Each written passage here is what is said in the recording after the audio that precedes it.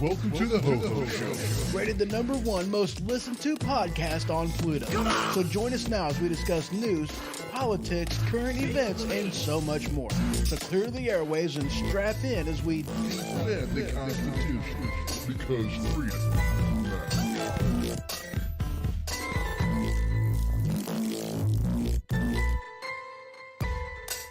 Broadcasting live from the Kata Studio. Welcome to the Ho-Ho Show. And as always, I am your host, Ho-Ho. And hello, how y'all's doing? I hope you're doing good. I really do. And hello, Brian, and hello, Brandon over there in YouTube land. Good to see you. So I've got a couple things to let you know on. I was able to figure out how to put a live stream on the webpage. On the videos page, and the live stream is up and going. I did check it just to make sure it actually did work, and holy cow, it's working. I'm like, that's awesome. That really is pretty stinking cool. I'm excited about that. Complete even with the chat capability on there. He says at least he has 2 fans. Yeah, that's right, just 2. You know, that's it. That's all you need. And hello, Red Dirt over there in YouTube land. Good to see. He says, hey, yes, yes. All right, so we've got a couple things to talk about. And for the show, yeah. Just some stuff that's actually kind of entertaining for me. And this first segment, you know, we've got a handful of things to talk about. And it might actually take a little bit of time to get through it all. And we are starting in a place that is more cultural than what it is news type of thing, because, well, yeah, we'll just get into that. But I am a Gen Xer, you know, tail end of it, you know, late 70s is whenever I was born. Definitely grew up in the 80s and the 90s. And, you know, life back then was just different, you know. We didn't have a lot of safety things, you know. We rode our bikes everywhere. We played at a friend's house. We didn't have curfews of when we had to come home so much as it was curfews of when we were allowed to come home. We didn't really wear seatbelts a whole heck of a lot. We rode around on our bikes, and we didn't have helmets and knee pads and shoulder pads and all that other kind of stuff. We had yard equipment that we grew up. Yeah. Okay. So maybe not so much on the growing up. Well, we got older, maybe not grew up, you know, but we had games that would kill us, you know, lawn darts. Holy crap. You know, we had playground equipment that was guaranteed to mess you up. You know, the game on the merry-go-round was, let's see how fast we can, you know, or how fast we got to push this thing in order for people to start flying off of it. You know, we had, you know, seesaws and or whatever them things were, jungle gyms that you fell off and broke something sometimes, you know. But the aspect about that is the stupid ones really didn't last too long. We learned quickly. because pain is an excellent motivator. You mess around, you find out. So FA and FO was definitely not a saying for us, but it was a way of life, you know? And I was hearing things because I am a fan of the Netflix original series, Stranger Things. I like the show. It's pretty stinking neat. And I've been hearing people complain about how things are portrayed back then. Brandon put in here, he goes, I had the 3 wheels of death at age 5. Free range parenting rules. Exactly. You know, and that's my point. That's how we lived back then. You know, we played outside, we were wherever, and, you know, Brian put in here, he goes, as kids, we used to throw lawn darts at each other. Heck yes, we did. You know, I said, you know, yeah. So we did all kinds of stupid stuff, you know. We did all kinds of stupid stuff. But you learned, you know, and that's my point. That's my takeaway on this. You know, we learned, and we learned quick. And it was lessons that, you know, it had a bigger impact on us because, like I said, pain is an excellent motivator. So whenever I've been hearing people complain about Stranger Things and how, you know, those kids lived and everything else, it's like, dude, it's actually a pretty decent portrayal of how it was growing up in the 80s. You know, I mean, I'm not too much younger than the kids in the Stranger Things. I mean, they were born in like the middle 70s, middle to late 70s. So, I mean, you know, I'm not that much younger than them, but I am a few years younger than them. But it's pretty accurate as far as how we were back then. You know, we rode around without helmets on. We pretty much had, we went everywhere. There wasn't a whole heck of a lot of, you know, parents around us and whatnot because we played outside. You know, parents had the stuff they did. We had the stuff that we did. And it's not like we were unreachable because we was, you know.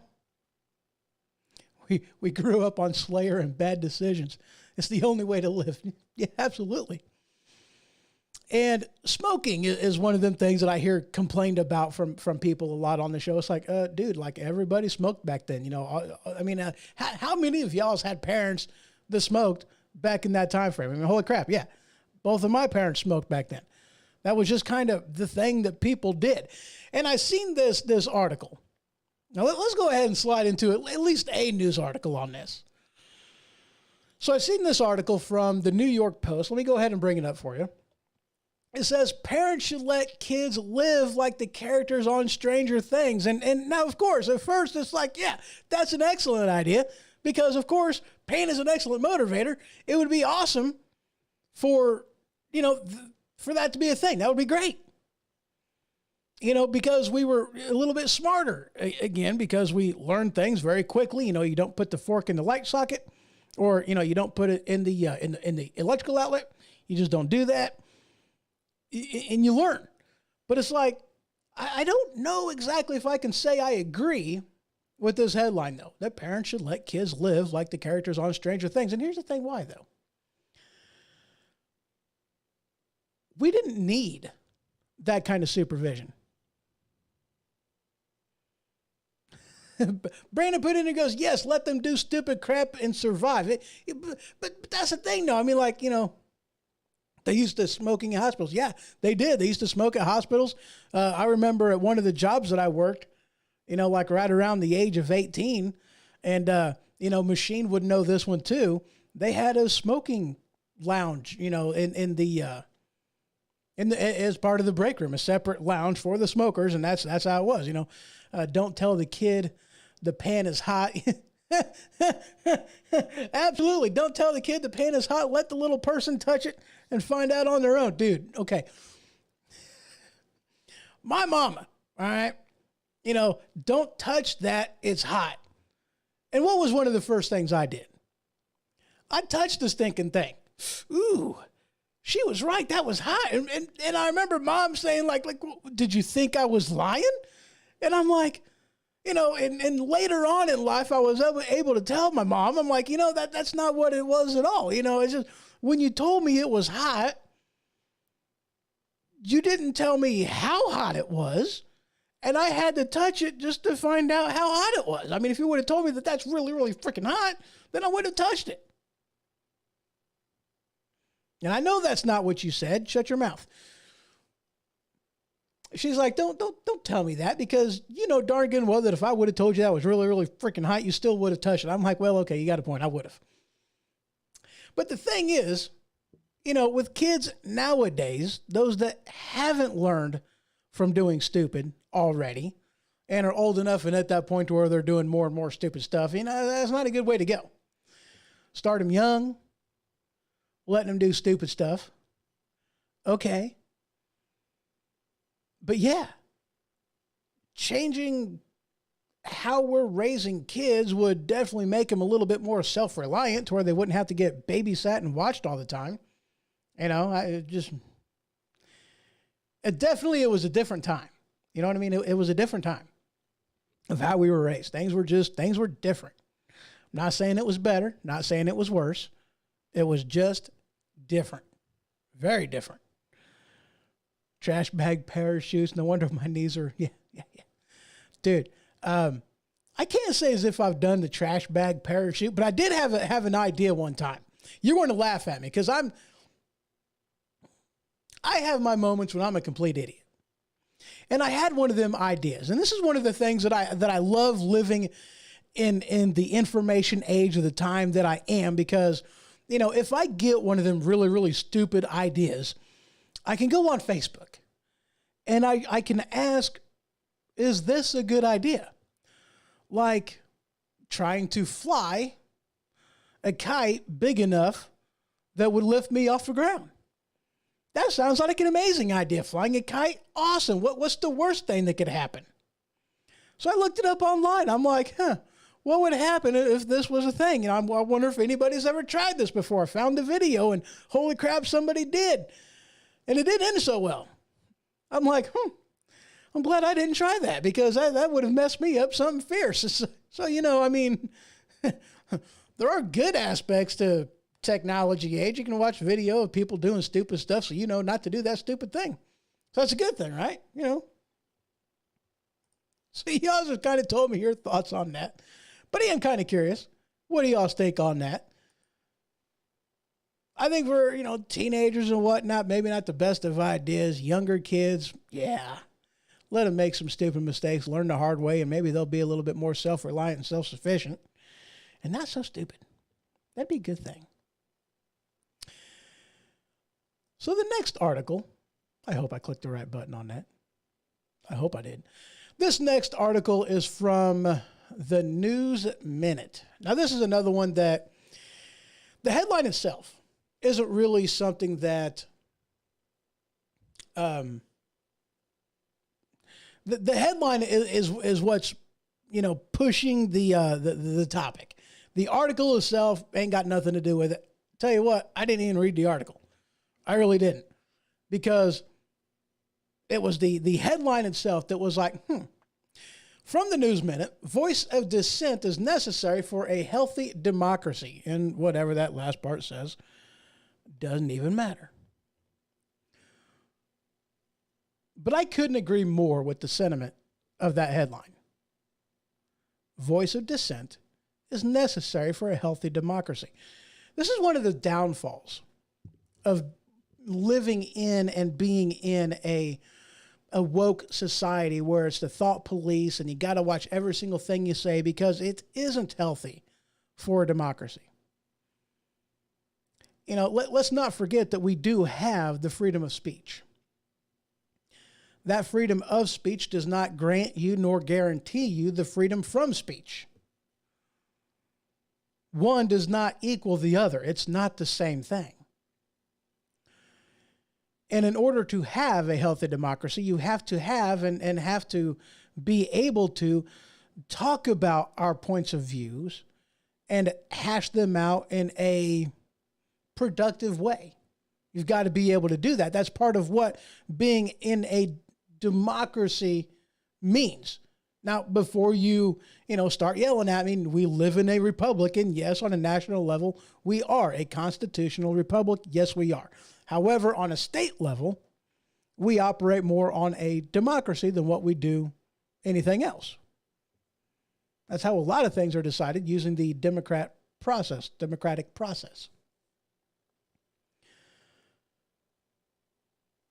In the First Amendment, and I have argued this in the past, and I think it's pretty stinking clear that the First Amendment is to protect offensive speech. I mean, let's face it. If it's not offensive, then why does it need to be protected? If it's speech that everybody wants, everybody agrees with, and everybody is repeating in the bubble, then it doesn't need to be protected. It is offensive speech. It's speech that people don't want to hear that needs to be protected.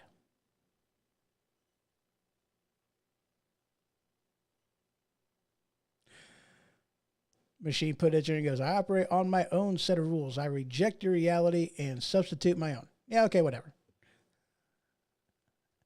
Are you saying you disagree? That's more or less what it amounts to, though. You know? We need to have those views to be able to talk about them and debate them in a, I guess you can say, a healthy way, but definitely in a place and in a way where you don't have to be, fearful as if we really care. If you don't like it, doesn't really matter to us. But you got to be able to voice those differences.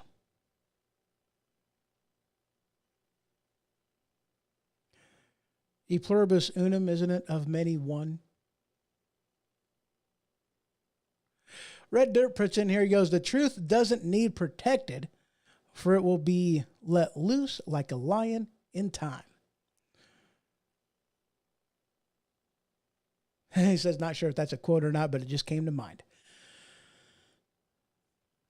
But you would think, and then, that definitely should be true, and you would think that it would be true that the truth doesn't need to be protected. I mean, they say the truth will set you free. But the problem is, you look at, you look at social media today, you look at news broadcasts today, and that doesn't seem to be true. I mean, if you're actually talking truth and putting real facts and everything else in there, they want to shut you down. They want to shut you down hardcore. They do not want those type of messages to go. And that's exactly what my point is. I mean, it's like, why, it's the freedom of speech. It's protected. Why can't we have this healthy debate? And the problem is that whenever you're talking people on the left, they don't want the debate. They want the narrative. They don't want the truth. They want to, have their own reality put out there and spread, and that's what they want people to live by. But that's not a healthy democracy. That's not a healthy form of government. If you are constantly shutting down one side of the argument because you're afraid of it, because you care more about narrative than you do facts, well, then you got a problem. You definitely have a problem. And, of course, this is, all right, what's that article? New York City has no consequences. Okay. Yeah, I don't care. All right, moving on. And speaking earlier of, kind of tech type of stuff, we live in forever more of a digital world. Very much so. This is the information age after all, is it not? It's very much the information age. And then I've talked about this, before as far as, freedom of versus freedom from. And whenever you're talking about being in the public square, then you don't have certain things that you otherwise would think that you would have. One of those things being a right to privacy. When you are on the public square, you don't have that right to privacy. Now, some places may have different laws regarding this, but I can't even necessarily say as if I agree with all those laws, because if you are on the public square, you don't have a reasonable right to privacy. I mean, you should just assume that you are being recorded, whether it be video, audio, or both. You should just assume that you're being recorded. And in a lot of ways, we are living in I don't want to necessarily say police state, but it is a surveillance state. You know, I mean, there's cameras everywhere. You know, ATM cameras. There's traffic cameras. There's all kinds of crap out there. Different businesses having different types of security systems and whatnot. But here is where, you know, after reading this article, I definitely had some issues with this. And I hope that you would as well. And, you know, this is just an aspect of you really can't trust certain companies with your private information, with audio, with video, because you never know how it may end up getting used, regardless of whether it's getting used against you, which there has been cases where that has been proven, but used without your, used without your consent. And Machine Putty goes, I got 16 of them around me right now. Abso-freaking-lutely. But the headline from Fortune is Amazon handed Ring footage to police without user consent. It's increasingly difficult to move without being tracked, says a senator. And of which case it's like, why is this even a thing? You know, I mean, if this is something that I'm paying for, if this is something that is being recorded, whether it's put on the cloud or not, for me, my device, it's not a public domain camera. It's not meant just for anybody to view. It's for me and my own security purposes.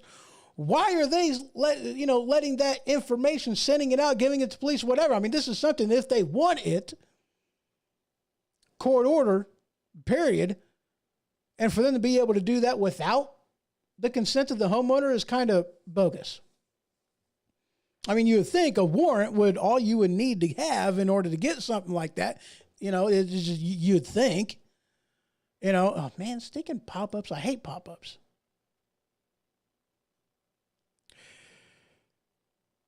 And I'm actually kind of curious because, well, the article continues to saying that a Ring doorbell camera is seen installed outside a home in whatever on July 16, 2019. Amazon has provided Ring doorbell footage to law enforcement 11 times this year without the user's permission. A revelation that's bound to raise more privacy and civil liberty concerns about its video sharing agreements with police departments across the country, as it should. The disclosure came in a letter, and okay, now here's the thing. Before I go any further on this, okay, here's the thing. There is a difference between a security camera and a surveillance camera.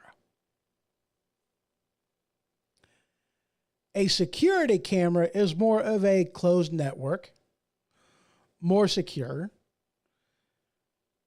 not privy to prying eyes, not something that you can just log into and watch from afar.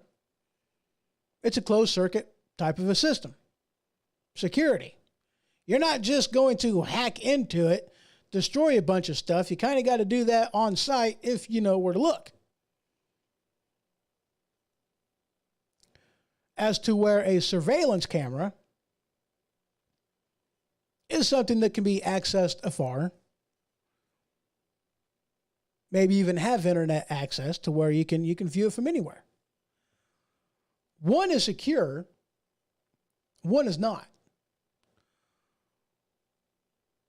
One you got to worry about people hacking into and getting used against you.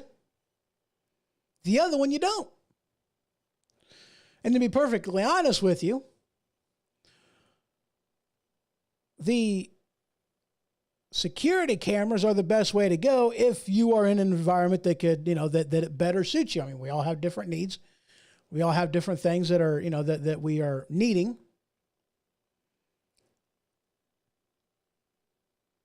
But of course, a way around that with the whole internet thing is cloud storage. That's pretty awesome. A lot of companies offer that. But then you run into this problem that is on this website of, the company using it without the owner's permission. And I have issues with that. I'm going to be flat honest with you. I got issues with that. I definitely have issues with that. Because if it's one of them things that it may show a crime being committed by the homeowner, it's like, okay, well, you should be able to get a warrant, get that information as it is, but because there's still the whole, the item itself, the hard drive itself. I definitely don't like the idea that Ring is just giving that information out. I don't like it at all. I really don't. How free are we? And I've heard now this is going back a while, and it was, I don't remember if it was Siri or if it was Google or Alexa. I have absolutely no idea, but it was, like the audio recordings after the person ended up doing something that it was like, they ended up, now I don't think they necessarily gave the information. I think that was, they acquired a warrant, was able to go at it that way, but the evidence did get turned in to the point to where it was, very condemning, so I mean, that's an aspect of, be aware of what type of devices you have around you. But at the same time, now here's the thing, and this is one of the arguments that I've had with, with friends of mine. It's like, about, me having some of the devices that I have. It's like, dude, you do realize you have a cell phone, right? And you do realize that cell phone is recording audio, recording video, doing all that kinds of crap all the time. And it's just the way that it is. How many people, and I talked about this before, how many people are having conversations with their buddies? Next thing you know, something that you were talking about, next time you go on Facebook, you have an advertisement for that very thing that you were talking about. And it's not listening to you. So yeah, we've all got electronic devices that are listening all the stinking time. You want to get away from that? Get a dumber phone that doesn't have those type of capabilities, and then you ain't really got to worry about it. Brandon puts in here, he goes, it's one big data mining device, and absolutely everything is, and you are 100% right. Data mining devices, listening devices, that's what it is. It's absolutely what it is. Smart TVs, laptops, etc. And that's the thing too, dude. And I don't think people necessarily realize this, is that every single speaker doubles as a microphone. It's a large diaphragm microphone. Machine puts in and goes, you will never fully get away from it, and no, you won't. But every single speaker doubles as a microphone. I don't care where you're at. I'm sure you got a speaker close to you. You're in your car. You may not think you got a microphone. You got speakers. Unless you're playing music out of it, it can be used as a listening device. Absolutely. I wouldn't be surprised per se if, they were able to, let's say you have a, what are them things called? Like three-way speakers, and it's got like the tweeters in them that they don't have the ability to shut down your tweeter in order to use it as a listening device. One that's actually made more for the high-end stuff to where they can, possibly hear what's going on, even if you're playing music and like that. Honestly, now granted, this is tinfoil hat crap. I understand that, but that wouldn't really surprise me though. It just wouldn't. I'm just being honest.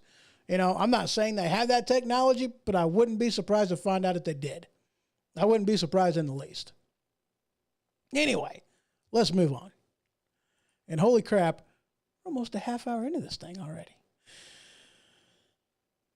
So this next one, this is more of we're getting into politics now, or at least a little bit. We're getting into politics, starting to get into it. Now this next headline, it irritated the crap out of me. This is not the first time I have heard this kind of thing, and I know it is not going to be the last.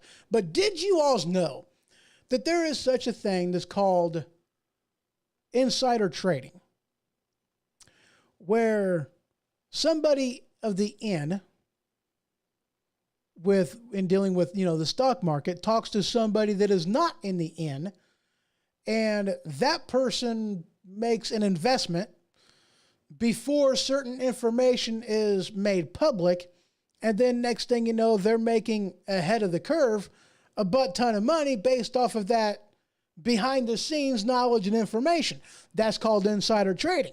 Now, did you also know that that type of thing is illegal?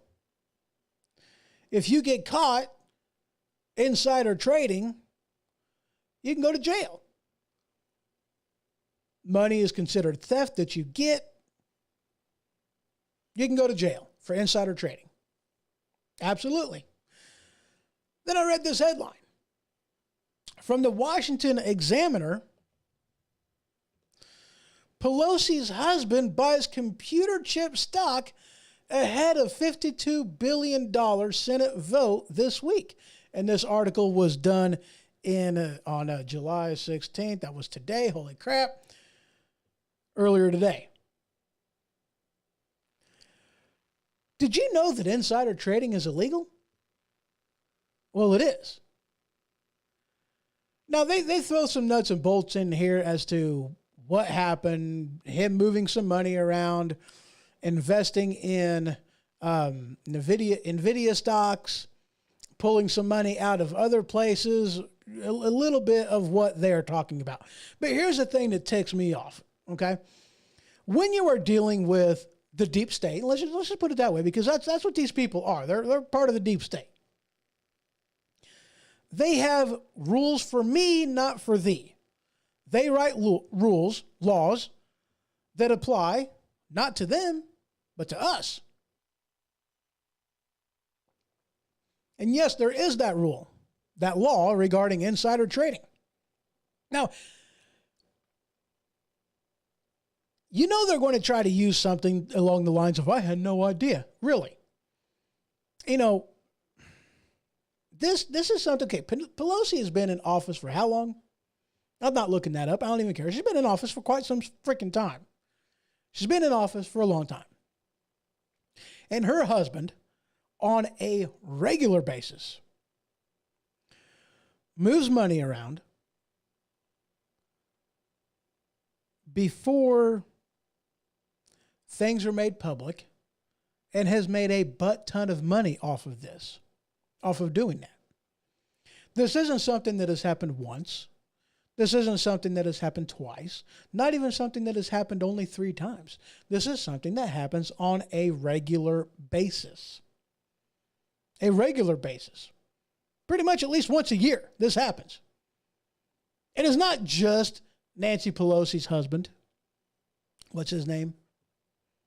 Bob. No, it's Paul, actually. But this isn't something that's only done by Nancy Pelosi's husband, Paul Pelosi. He's not the only one that does it. They all do it. And it's not just Democrats, it's Republicans too. They're all guilty of it. Every last one of them. They're guilty of it. But here's the thing. If it's a law for me, then why isn't it a law for them?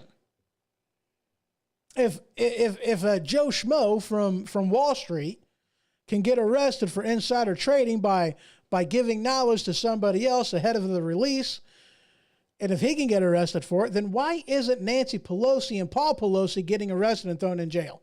That's my question. Because last time I checked, Lady Liberty was blind. Because last time I checked, there wasn't a privileged class. But it seems as though every single time we turn around, we have people in the political class and their families getting away with things that the average everyday citizen would not get away with. Period. I wouldn't get away with that crap, and I wouldn't expect to get away with that crap. Why is he? Until we are actually on a level playing field and we get rid of privilege, our criminal justice system is a fraud. There is no justice. And when I say privilege, I want you to understand what I'm talking about. White privilege? No, that's not what I'm talking about. Because privilege is defined as a set of rules that applies to, or at least one group of people having to live by set rules A, and then another group having to live by set rules B, that rules and laws are not applied equally to everybody. Our system of government was never designed to favor one person over another, whether it be political class or business class or working class. It was never set up to do that. In fact, the opposite is true. It was made, set up, and designed to be an equal playing field. You don't believe me? Equal rights under the law, equal representation, equal whatever. It's the way it was designed. Equal application under the law, equal rights under the law, equal representation under the law. How is it equal whenever you have the political class that can get away with anything they want, that can get away with insider trading, whenever people outside the political class, outside the privileged class, can't get away with that? That's my issue. Until we fix the issue, our criminal justice system is a joke. There is no equality. None whatsoever. We're going to go ahead and take our first break. And when I return, we got some other crap to talk about. We're going to get into, oops, that was the wrong page. We're going to get into, where am I at? Oh, yeah. We got some Biden stuff in dealing with the with unions. We're going to be talking a little bit about Elon Musk. And we will get into the border crisis. We got a few things to talk about on that one. So just a couple minutes and I will be right back. Don't go nowhere.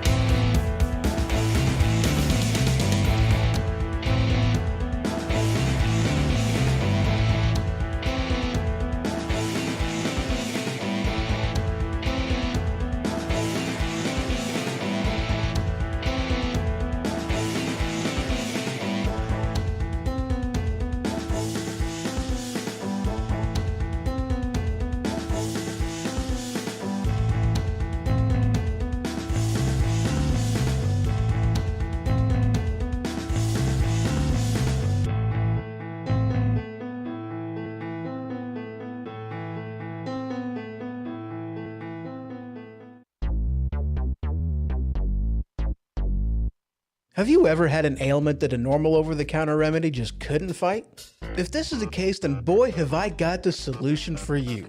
Tussin. That's right, Tussin. Cough? Tussin. Cold? Tussin. Runny nose? Tussin. Itchy watery eyes? Tussin. Broken leg? Tussin. Tussin is the ultimate cure-all, guaranteed to stop anything that ails you. Tussin. Available wherever OTCs are sold. All right, and we're back. All right, we're going to go ahead and hit the microphone. That's what we're going to do. Hit that microphone. We're going to go ahead and jump right on into this. Now, I am no fan of unions. I'm really not. You know, not to mention my own personal experience with unions, but I'm not a fan. You know. Now, I do understand that there was a time that unions were extremely beneficial. They did a lot to help out the workers, to help out with working conditions and safety and everything else. You know, I get that. I understand that. I acknowledge that. But you see, there's a problem. In essence, the labor unions got everything that they wanted. Did you hear me whenever I said that? They got everything that they wanted. Better wages, safer working environments, vacations, breaks, work weeks, the ability to negotiate your own pay, which, yes, you have outside of a union. Believe me, you do.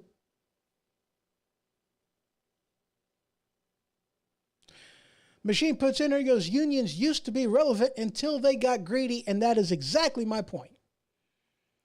They were relevant, and then they got greedy. Now, I especially have issues with unions in the public sector. Okay, a teachers union. There shouldn't be a teachers union because that means that teacher is paying union dues.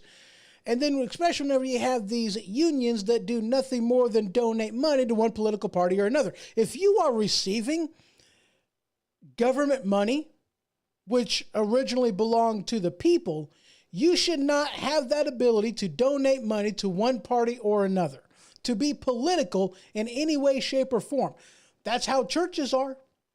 They are not supposed to put a party leaning on anything that they talk about, or they can use their C-13 whatever, their tax exempt status. They can lose that.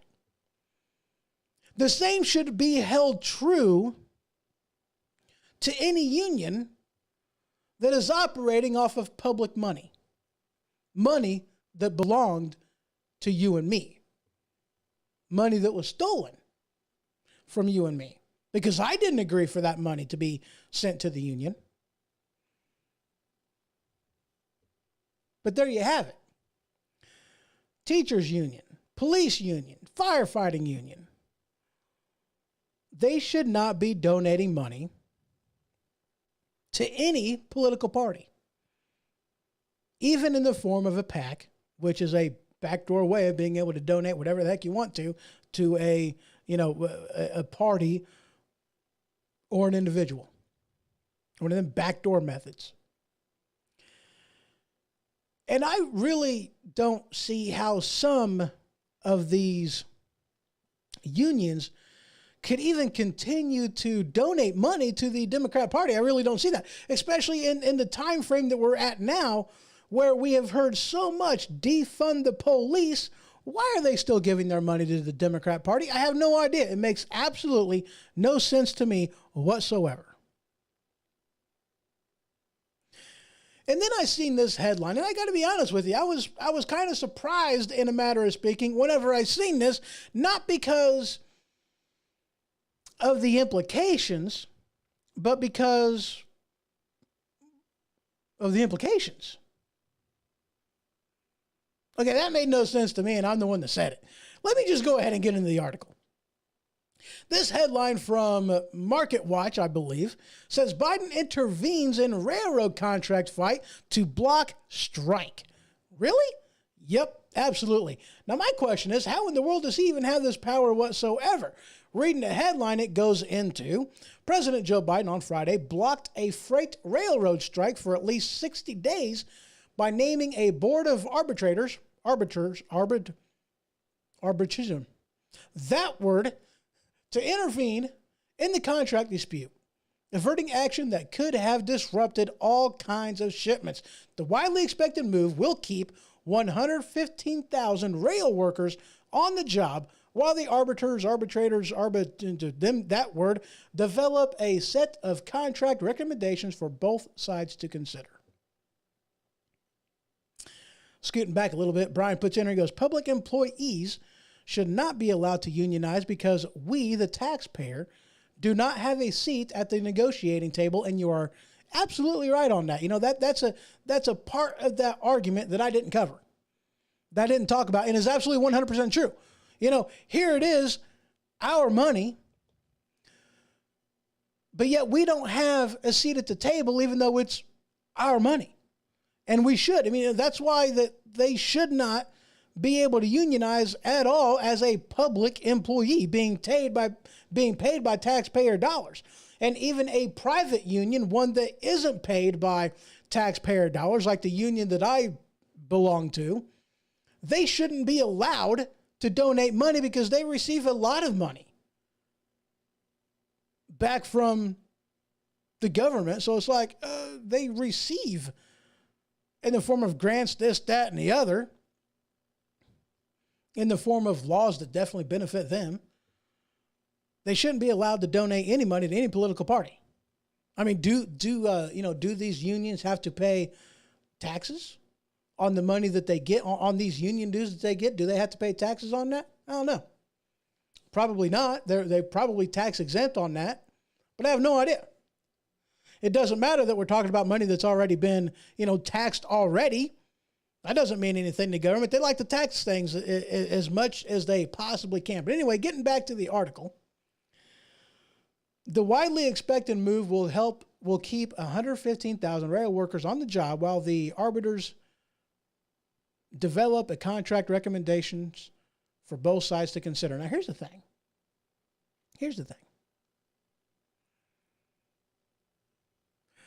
I understand that the reason why he may have wanted to do this is because this can really hurt. This is hilarious. This could really hurt, our shipping in an already crippling economy with inflation going just holy crap, high inflation.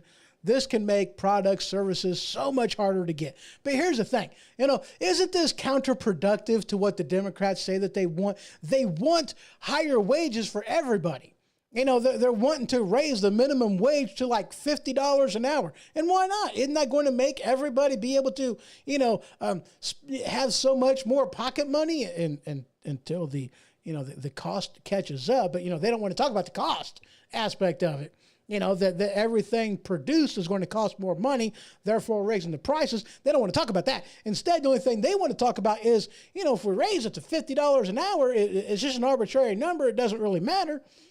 We're going to make everybody's lives better.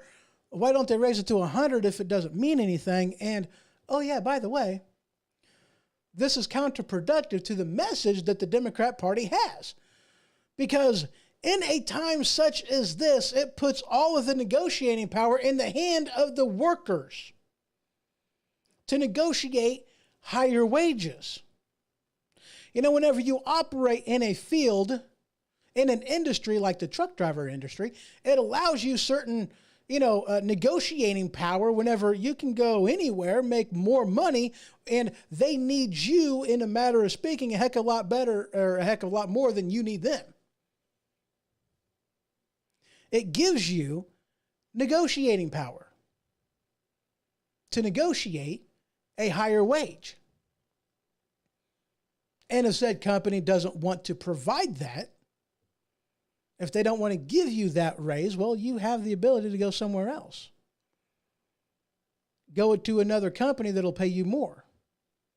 learn an industry that may pay you more, whatever, better your life in whatever way you possibly can. So why would the Democrats, whom say that that's what they want for us, why would they be against that strike in order to force the hand of these companies because they don't want to pay the higher wage? Make no mistake about it. That's exactly what they're fighting over, is wages. That's of course what they're fighting over. Inflation, holy crap, my dollar, doesn't go as far. Andrew Jackson is the new $5 bill.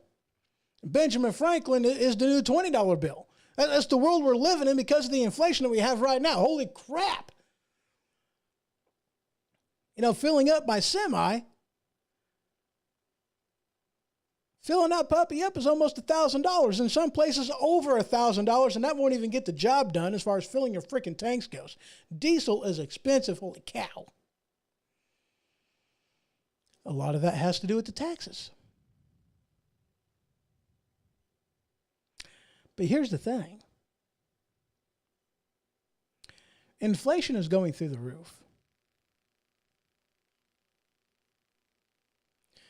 The Democrat Party says that they want to raise wages. So why are they helping out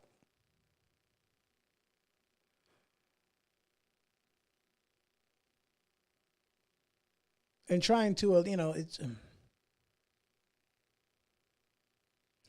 this is where you have the doublespeak of the Democrat Party. This is what this amounts to. It's the doublespeak. They say in one hand that they want to help you, while the entire time, in one hand, they're reaching out, but with the other hand, they're trying to strike you with a baseball bat. That's what the Democrat Party is very well known for. And, it's not just the Democrat Party. It's really not. Republicans are like this too. That's why not just in the Democrat Party, that's why in the Republican Party, there's going to be a reckoning. Because if you're not actually working to help the people, your constituents, then I don't really see these people staying in office for very long. I really don't. I just don't see them staying in office for very long at all. People are starting to wake up. When you start harming people's ability to provide for their family, which is what's been going on throughout the entire Biden administration and towards the end of the Trump administration, because you had the coronavirus and we had to shut down everything for 2.5 years in order to, flatten the curve. You've affected people's ability to pay for things. You've raised prices everywhere. Inflation is rampant. You lie to the American people, and the American people seem to have more time to go, you're full of crap. And you're surprised by allowing people to stay at home and paying people to do so whenever they have more ability to check your Bravo Sierra, that we're actually not just taking your word for it anymore. And we're actually looking stuff up and finding out that, oh man, you guys are lying pieces of crap. And you're surprised about this? Really? You have forced people to wake up. That's what the Democrat Party has done. That's what the political class has done, period, is they have forced people to wake up. Slowly but surely, we're starting to get our heads out of the sand. Out of other places too. And we're starting to see what it is that they're doing. And it's about freaking time. Boy, howdy, is it about stinking time. I don't even care about that headline. You guys can read that one if you want to. We are going to move on. This headline from Block, I don't even care. I hate pop-ups, I really do. Do y'all hate pop-ups as bad as I do? I hate pop-ups. But this headline from the Daily Mail, let's go ahead and move on. Headline, Biden's border crisis continues as another 207,416 migrants are caught crossing illegally in June, and 6 of them were on the terror watch list. Holy freaking crap. Get rid of that pop-up. That's a lot of stinking people. 207,416 migrants. According to this headline, that is a 14% decrease compared to last month. You mean it's been more? Yeah, it's been more. 26% of them had already attempted to cross at least once in the last 12 months. 6 of them were on the terrorist watch list, making a total of 56 sightings this year, nearly double of the last 4 years combined. A total of, holy cow, 1,746,119 total encounters have taken place this year, compared to 1,734,686 last year. So that's that's a lot. Cocaine, methamphetamine seizures also went up 62% and 14%, respectively. Heroin and fentanyl seizures went down.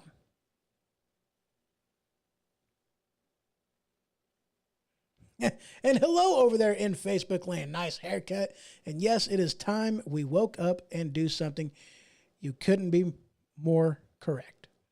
It is definitely time that we woke up and did something. Isn't that what we need to do? Switching gears here because of that comment. We just got done celebrating the 4th of July almost 2 weeks ago. And yes, I had to check the date to find out.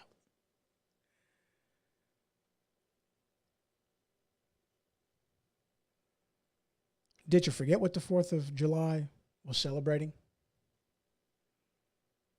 Did you forget? I mean, I know it was over 200 years ago. I know that you personally wasn't involved with it. But have you forgotten what we were celebrating?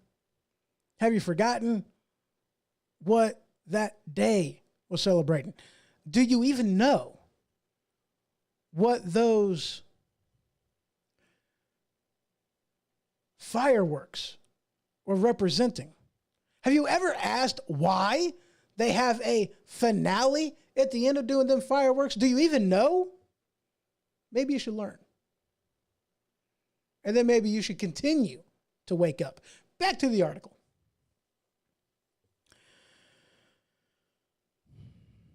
Now, I don't want anybody to be mistaken about anything, because they're doing this as in allowing this border crisis to continue, and not just continue, but get worse. This is being done on purpose. This is absolutely being done on purpose. The Democrats are kind of seeing the writing on the wall. They see that they're kind of taking people off, that people are migrating away from their party. And surprisingly enough, a lot of them are doing it, in the Hispanic community. They've lost a lot of votes. And not just losing votes, people are running as Republicans. Not just voting as Republicans, which is amazing as it is already. That's pretty stinking cool. But they're doing this, and they are distributing people in order to change red states blue. Haven't you ever wondered why they put them on planes and put them on buses and have them arrive at their destination in the middle of the night when traffic is low? Have you ever wondered why they do that? They do that because they are trying to, and by the way, they're doing this in places that are red because they want to dilute the red vote. They're wanting to change the vote from red to blue, from Republican to Democrat. That's what they're wanting to do. That's why they're doing what they're doing. This is being done on purpose. Moving on. This next headline, and this is another, point of contention for me. I love it whenever you have the left tout things like science. And that's what I was wanting to talk about. That's what I want to talk about. Let me write this down.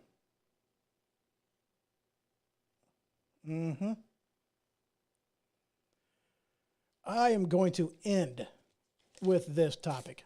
And believe me when I tell you, you're going to be laughing.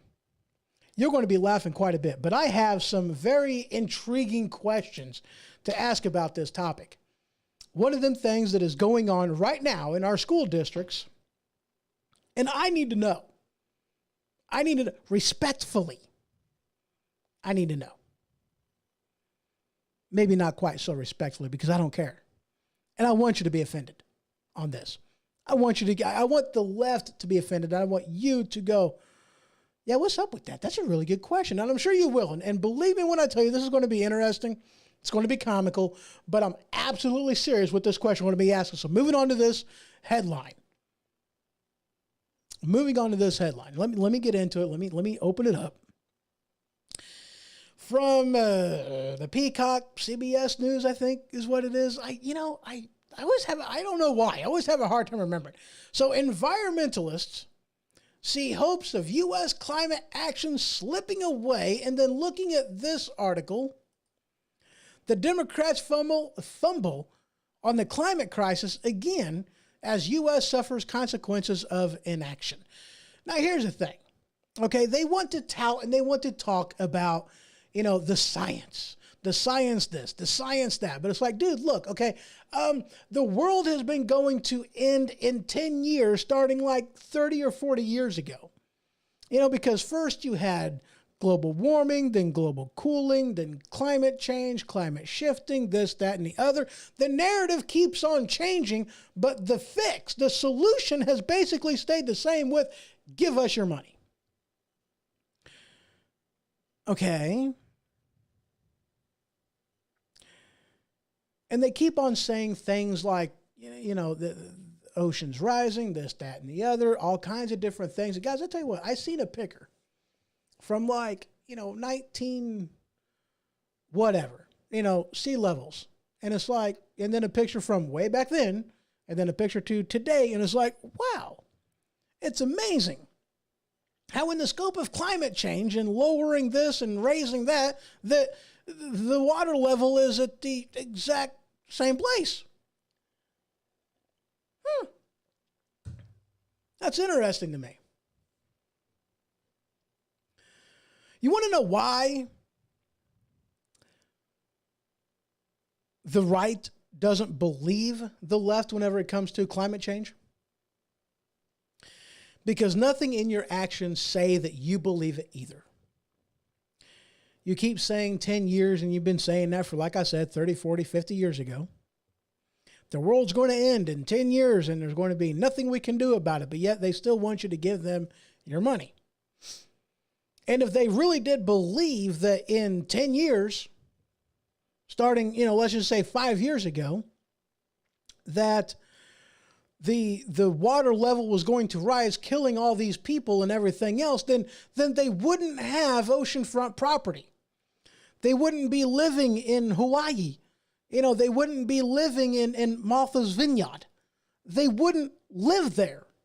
If they really were afraid of climate change and with carbon pollution, the carbon footprint and pollution, they wouldn't be flying their private jets everywhere.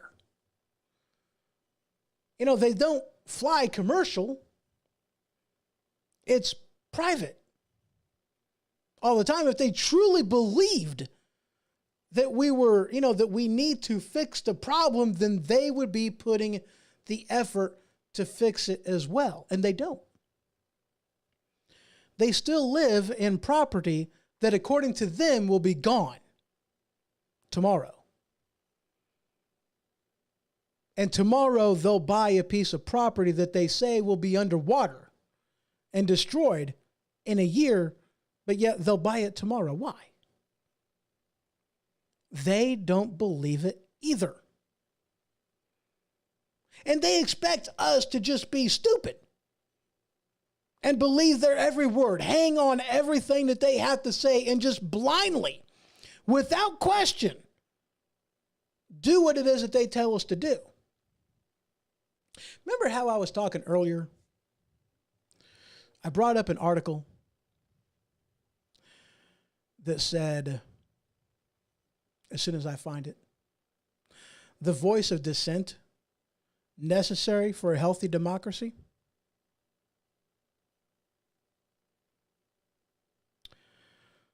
Well, that's something else that's healthy for that's necessary for a democracy too.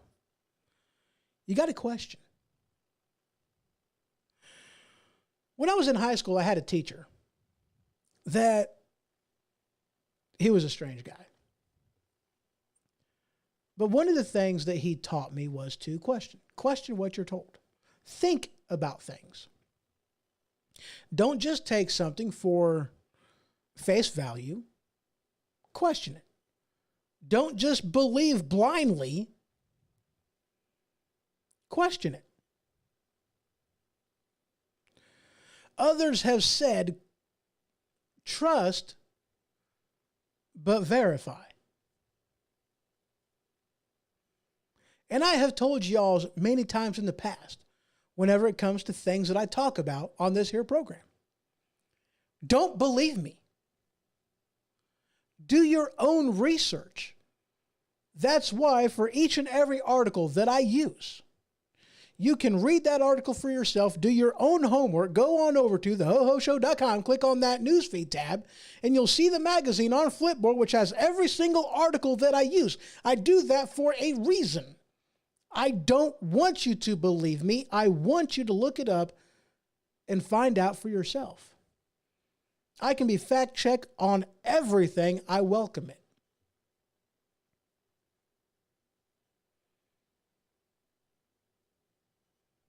Think for yourself. Sorry about that right there. Think for yourself. That's what we need to do.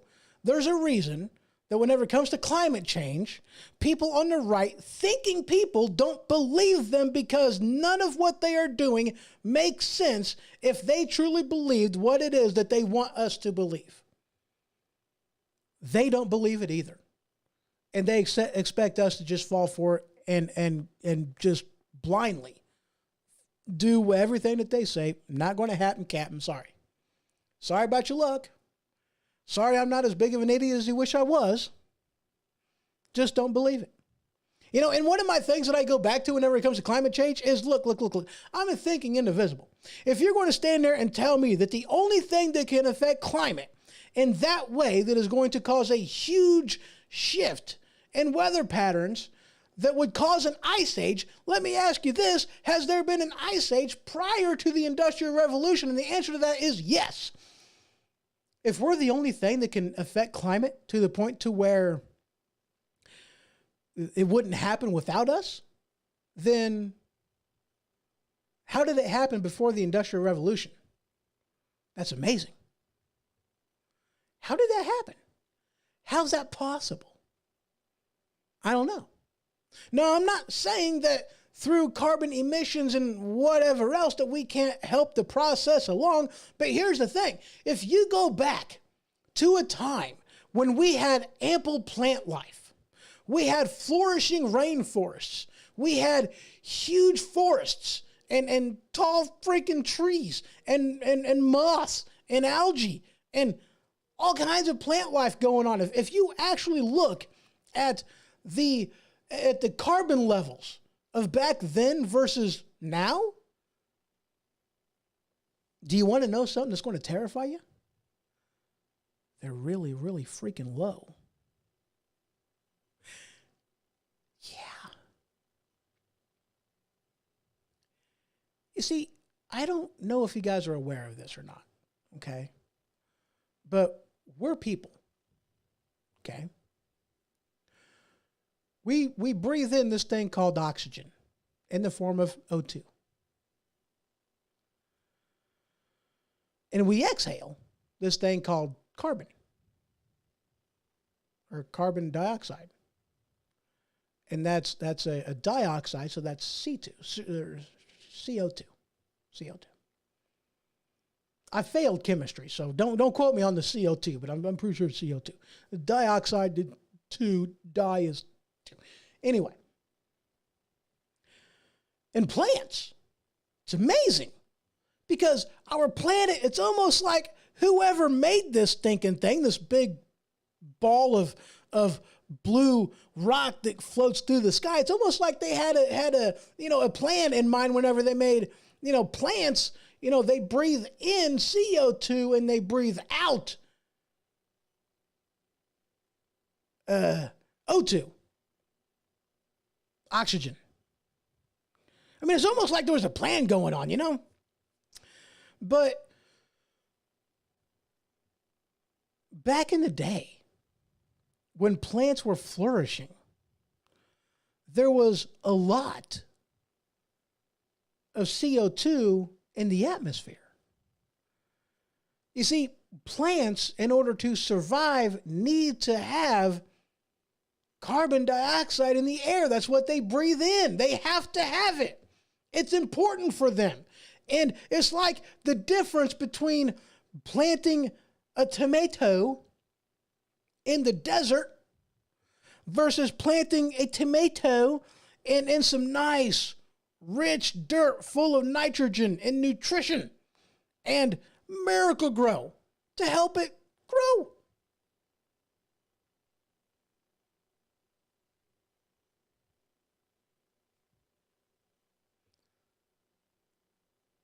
The CO2 is kind of like the miracle grow. What we're doing now, talk to scientists that are botanists that can actually know a thing or two and not a government-funded climate change expert.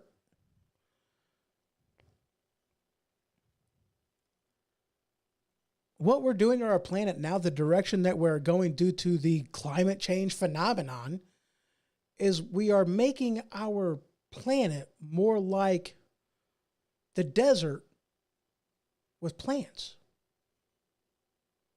Our emissions are low. Our carbon in the air is at a dangerous level. Greenhouse gases aren't necessarily a bad thing. It's what helps plant flourish. And without plants, we all die. Just saying. Because plants are the ones that take that CO2 and they make O2 for us to breathe. Oh, what a concept. I'm actually kind of curious about the level of O2 in the atmosphere compared to, 50, 100 years ago, what have you. I'm actually kind of curious as to those type of measurements. I've honestly never seen any of those, those measurements and that information. I have no idea. But I am actually kind of curious about that one. So if you know where to find any of that information, definitely let me know. That'll be cool. Let me know down in the comments. If you are on these various platforms, Spreaker and YouTube and the Facebooks, and of course you can email me, hoho@thehohoshow.com. So we are going to go ahead and take another quick break, and when I return, we are going to talk about, what was that next thing I was wanting to get into? Oh yeah, a little bit on this abortion thing, because there's a couple things that has come up that I'm wanting to talk about in the last segment, and we are going to end it there. And then I am going to talk about the the thing that I'm wanting to talk about that y'all's going to laugh at. Actually, I'm probably going to come back and talk about that before I forget. I want to do that. So just a couple minutes and I will be right back. This is the Ho Ho Show.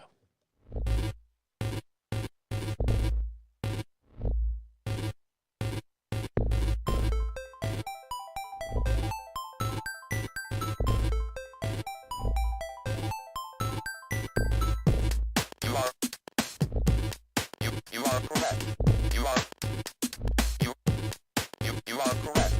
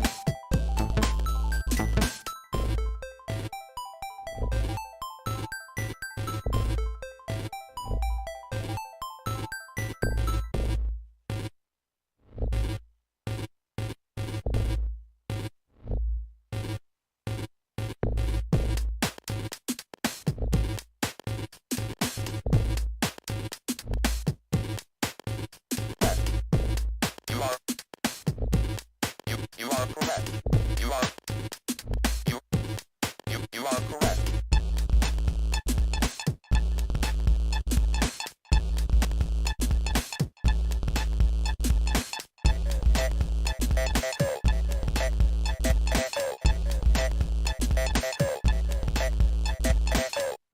Have you ever been so full of it your eyes are brown? Have you ever sat on the toilet but nothing comes out? Is a box of frosted shredded wheat just not doing the trick? Well, have I got the ultimate solution for you? Tide Pod Brand Colon Cleanse. See, Tide Pod Brand Colon Cleanse is that particular product that will break through the sphincter like the Kool-Aid Man through a brick wall. Oh yeah! No more irregularity, no more cramping, just good old nice flow. That's right, Tide Pod Brand Colon Cleanse. Please use responsibly and use at home. This is a fast-acting product now available in Tropical Punch.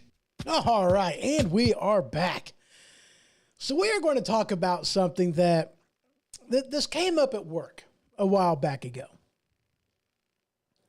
And a lot of the people that I work with, they're all pretty well as crazy as I am. You know, they got a weird way of looking things, and you know, it's bound to happen.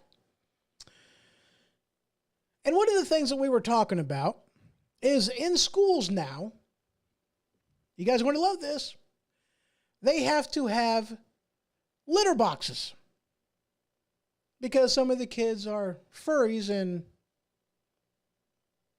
they believe they're cats. Yeah. I wish I was kidding. I really do. Man, I wish I was kidding. But I'm not. I don't think that has come to my hometown, and man, I hope not. You know, but that raised some interesting conversation at work with some of my coworkers. And I am sure that this is going to raise some interesting conversation here. You know, my thing is, it's like, okay, you want to say you're a cat? Biology doesn't mean anything anymore. XY chromosomes doesn't matter. You is what you say that you is. It doesn't matter what your plumbing is. Okay, fine, whatever. I can't question that. Okay, fine.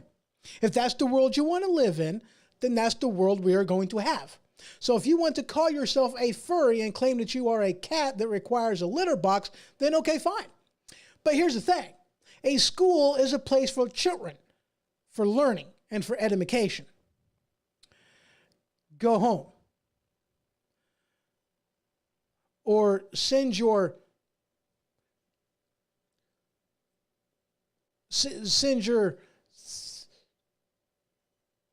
two-legged cat, hairless cat, to training.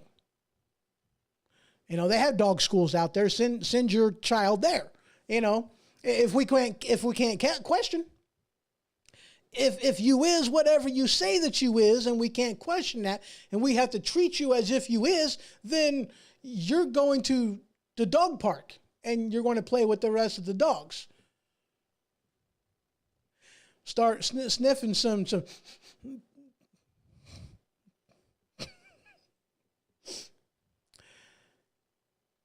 If we are going to have to put litter boxes in schools so kids can use them because they're cats, you know, well, I got a question then.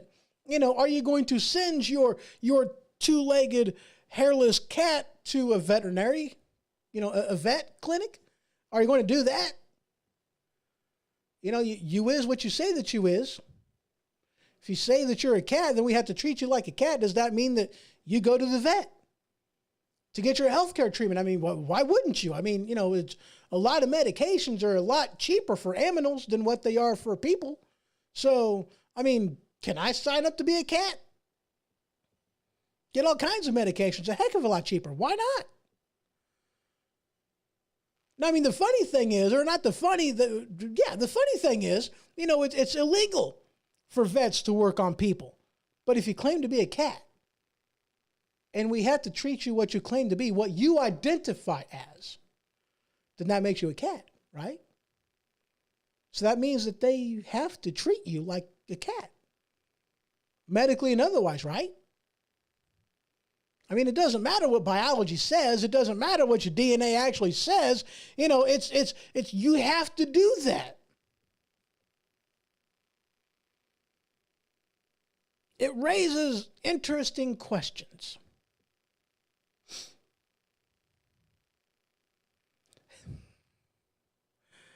Put him outside in the doghouse, you know?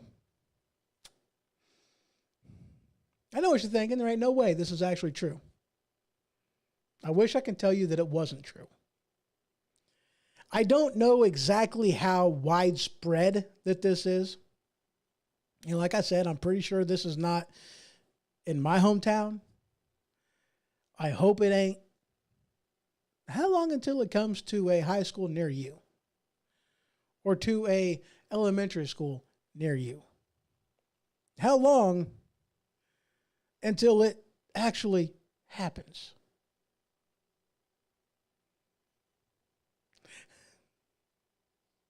You know, that's a good question. Brian Prediction goes, when they use it, would that be considered indecent exposure? It's a good question. That's hilarious. You know, I mean, yeah, it's like, oh, you got to put clothes on. That's indecent exposure. I'm a dog. Leave me alone. I can wear nothing if I want to. I'm wearing what God gave me. You know, I mean, that's an interesting, you know, that's an interesting concept, you know. I mean, I already know that there's role play things out there. This goes above and beyond.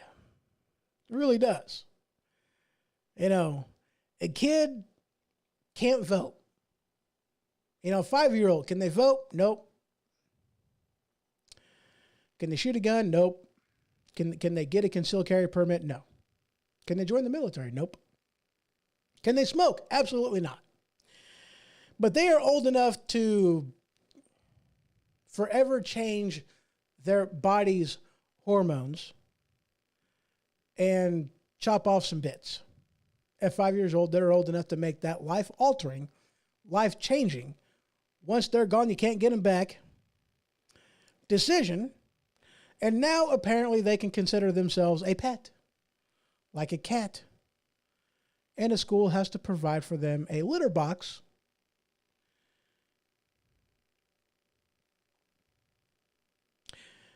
Ridiculous times we live in, man.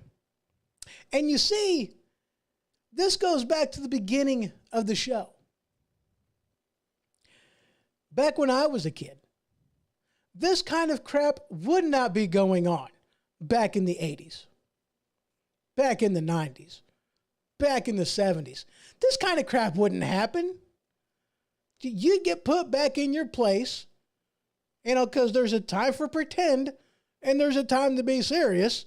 You're going to get put back in your place pretty stinking quick by your parents. And if your parents don't end up doing it, you're going to get put back in your place by your friends because they're going to pick on you so bad that you're going to be like, okay, I'm done being a cat for the day. I guess I'm no longer going to use the litter box.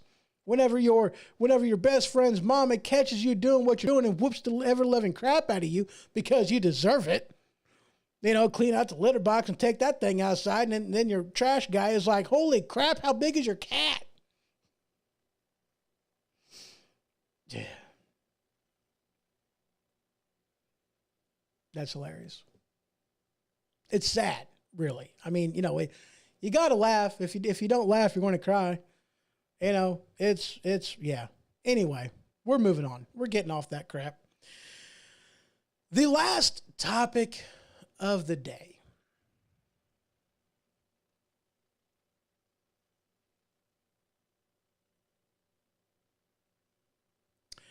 Brian puts in there, he goes, remember, it's not illegal for them to smoke. It's illegal for them to buy the cigarettes. Really?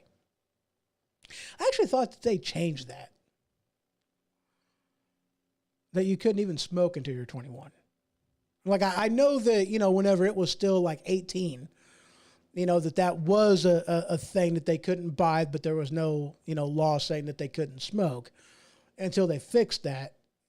And I am assuming they learned the error in their ways whenever they jumped the legal smoking age from 18 to 21. I thought that was a loophole. That I could be wrong. Don't quote me on that. But I thought that they did. Moving on. Now we're going to get into this abortion thing, and this is something that we talked about in great depth on an episode not that long ago. I forget what the name of the episode is now, but that is something that we talked about. We got into it. And, I stand behind my position then. Okay? But now there has been an article that has come up that apparently when it comes to the political right, they're kind of, I don't know what to do now. Now they feel as though they got to backpedal and this, that, and the other. And it's like, wait a second. The Republicans, the people that are actually constitutional conservatives, we seen this coming. We seen this argument. We already have a stance on this. What the problem is. Headline. Now, mind you, whenever this headline first came out, everybody pretty well thought that this was a joke.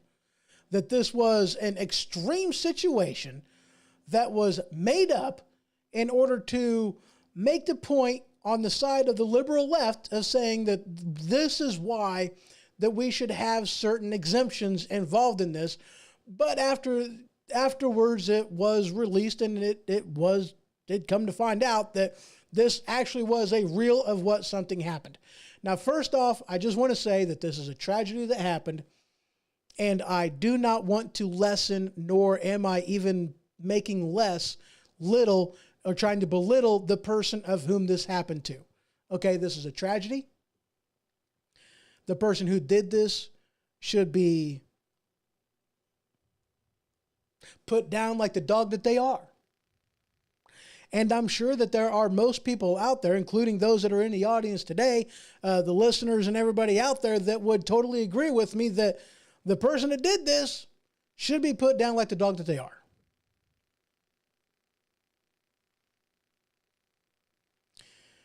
The headline, and this one again is from CBS News, as long as I have that correct. Headline: Ohio's 10-year-old victim forced Republicans to look at their own cruelty, and they blinked. There's also this headline. Nope, that's not the one. From the Rolling Stones, anti-choice lawyer says that raped 10-year-old should have been forced to have baby. This headline from ABC News, case of 10-year-old rape victim challenges anti-abortion rights movements. Again, I do not see how that is even possible, but at any rate, there you have it. The rape of a 10-year-old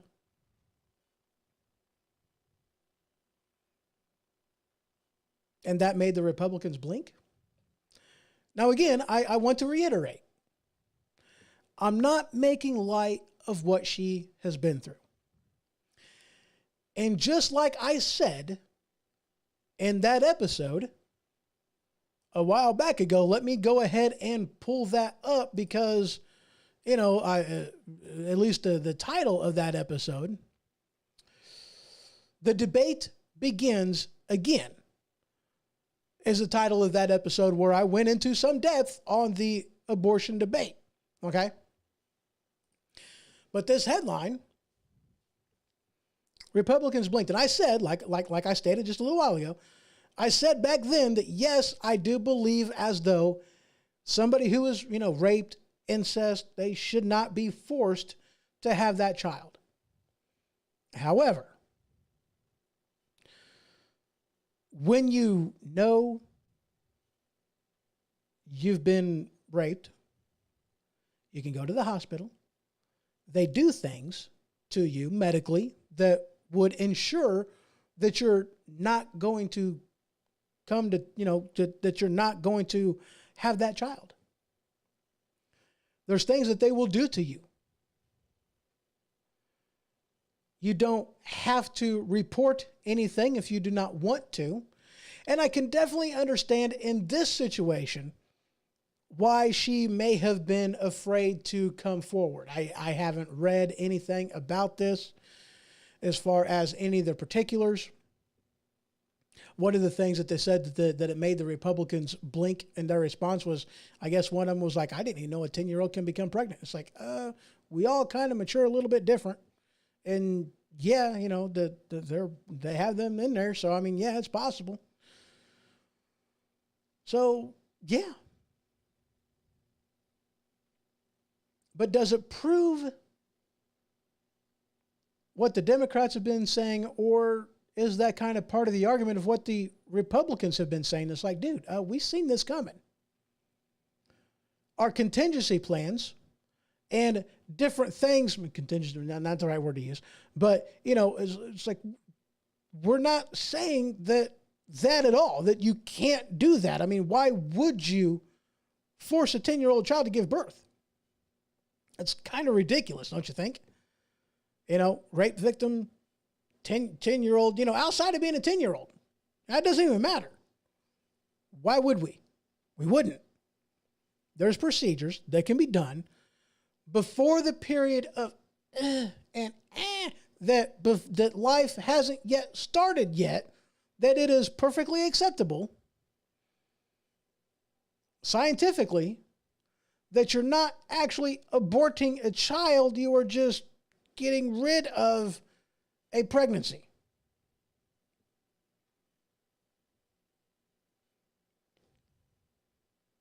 Okay, I know what I meant, but I even got confused on that one. There is a time during the stages of pregnancy, during the human development cycle, that life begins, that we are aware. We are a fully formed body. We are responsive to stimulus, heartbeat, brain activity, whole 9 yards. There is a point in the womb that we have that.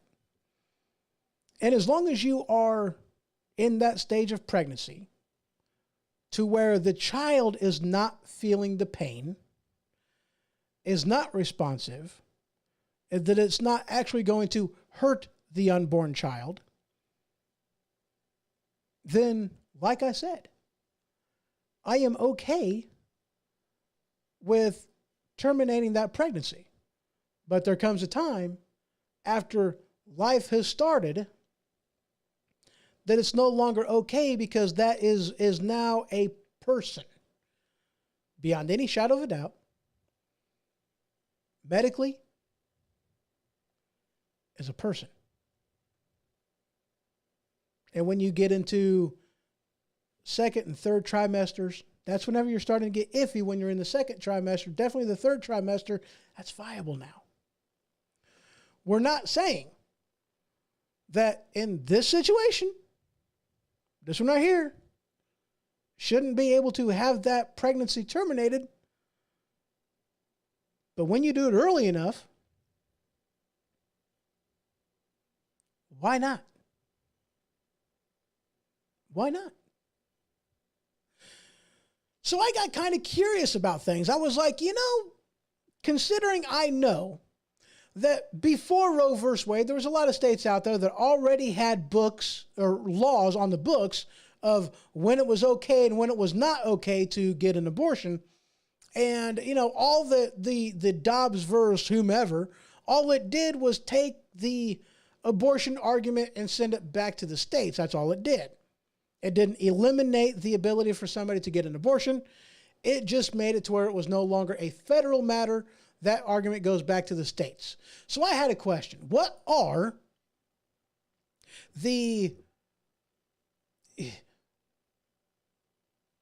when is it, what are these laws in these various states? I asked that question. I asked DuckDuckGo that question. I said, hey, what are these laws?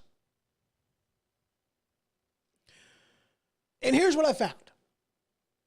Now, again, you can look all of this up for your state. For yourself, I'm only going to look at maybe 2 or 3 different states. That's all I'm going to cover. That's all I'm going to touch base on. Okay? And I invite you to look at every single one of them. Look at them. See what it says. Do it, please. You can head on over to thehoshow.com, click on the newsfeed tab, today's show, 7/16/2022. And I think it's towards the bottom of that magazine. There's a couple articles in there. One of them is this one from CBS News. Abortion law tracker, see what the procedure is currently legal, see where the procedure is currently legal, banned, or restricted in the U.S. You scroll on down into this, and holy crap, you have all 50 states, including Alaska and Hawaii, legal, pending, restricted, and outright banned. And like I said, we're going to touch base on 3 different states. And there is also this one from, let me see where this one is from. World Population Review, I believe. The headline is Abortion Laws by State 2022. And this one again has all 50 states, Alaska and Hawaii. And this is divided into 3 colors, making it a little bit more easier for people to see and understand and navigate. Prohibited, legal, and a functional ban. Okay? Where it is prohibited, where it is completely legal, and where there are bans and restrictions and what have you on it. So we're going to look at 3 different ones. All right, so let's look at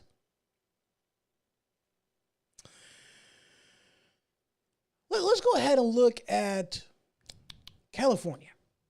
It's an amazing state. That one is legal.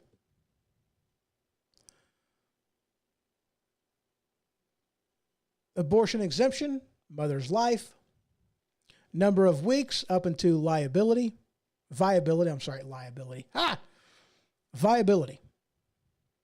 Could this 10-year-old child that was raped get an abortion in California? Absolutely.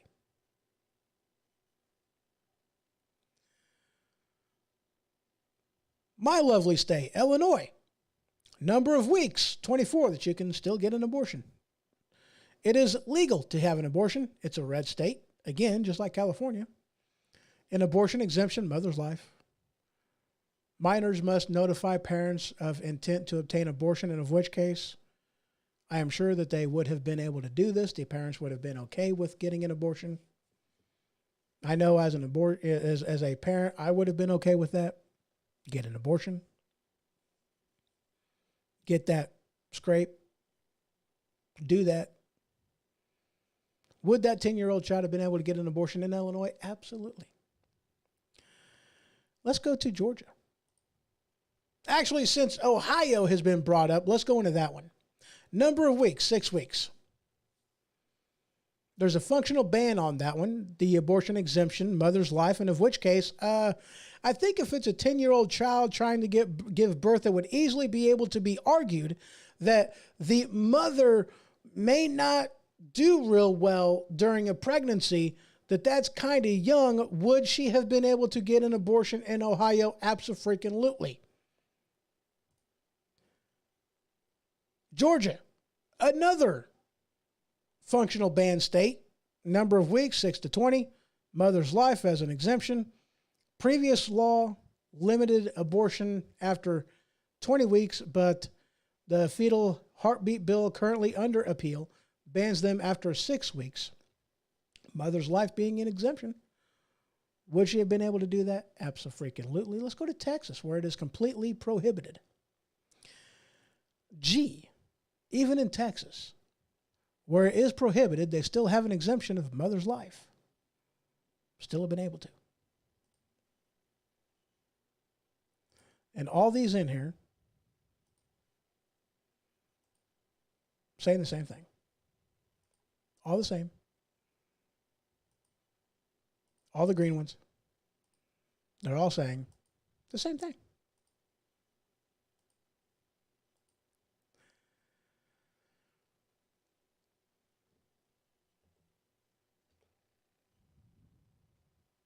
So why did that make Republicans blink?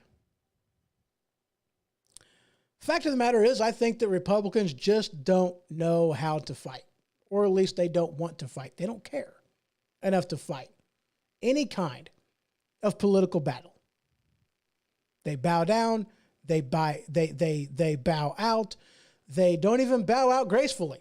They backtrack. They try to cover up what it is that they say. They say multiple things to try to appease everybody and end up appeasing nobody and just kind of ticking off the Republicans. That's generally what happens.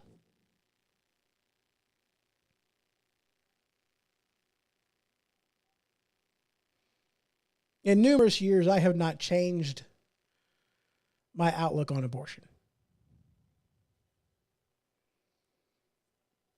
Not because I am so hardcore anti that I cannot be swayed.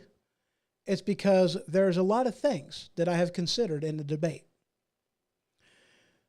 There is a lot of things that I have thought about, that I have looked at, that go beyond religion, that goes beyond any kind of a boo-hoo, woe is me story, that relies a lot on science, numbers, and statistics.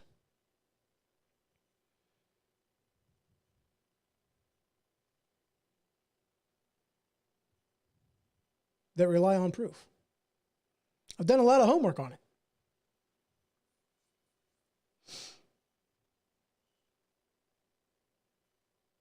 We should all do that.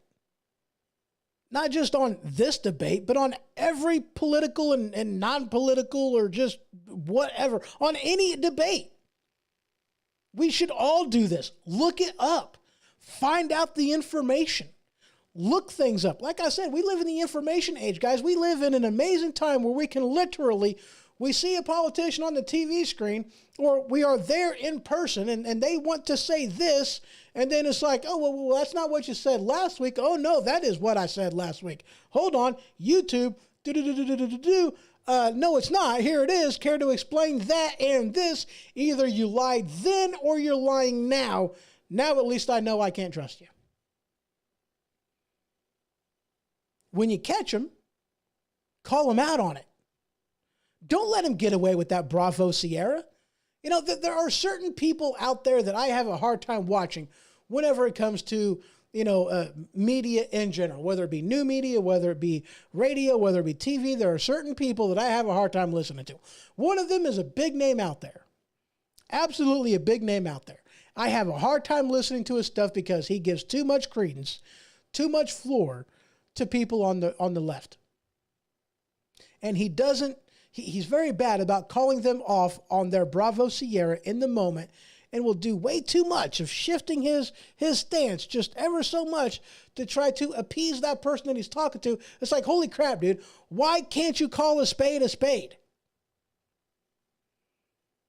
whenever people are out there that says that I don't know this, that, or the other because I don't know. I'm an old school indivisible. Well, that makes it easier to know.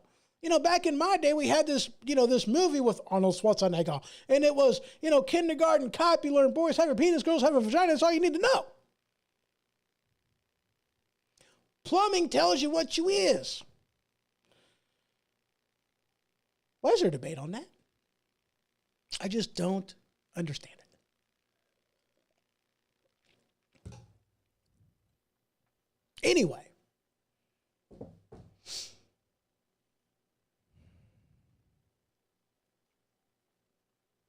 Yeah. That's all I got for today's show. So guys, I do have, some news, some updates on the Ho Ho Show with the YouTube channel. I do have, based off of some bans on a couple of my videos over on YouTube, that I had to think about doing another channel. And so I have, made live the Ho Ho Show Part 2 YouTube channel. And so if anything happens to, this YouTube channel of the Ho Ho Show, or, even before, go ahead and head on over to the Ho Ho Show Part 2. You can scroll on down towards the bottom where link whatever is on there and just click on the Ho Ho Show Part 2. Go ahead and subscribe this way. Whenever the switch out actually happens, then y'all won't be surprised. And of course, I will let people know on the newsletter. Just go ahead and subscribe to that. Go to thehohoshow.com. Scroll on down to the bottom of the page and you will see the subscribe button. Just put your email in and there you go. You can get that newsletter anytime I send one out, which is about once a month, once every other week is when that usually sends out. Just kind of depends on what is going on. And also, as of a while back ago, I've already started transferring some videos over from the Ho Ho Show YouTube channel to the Ho Ho Show Part 2 YouTube channel.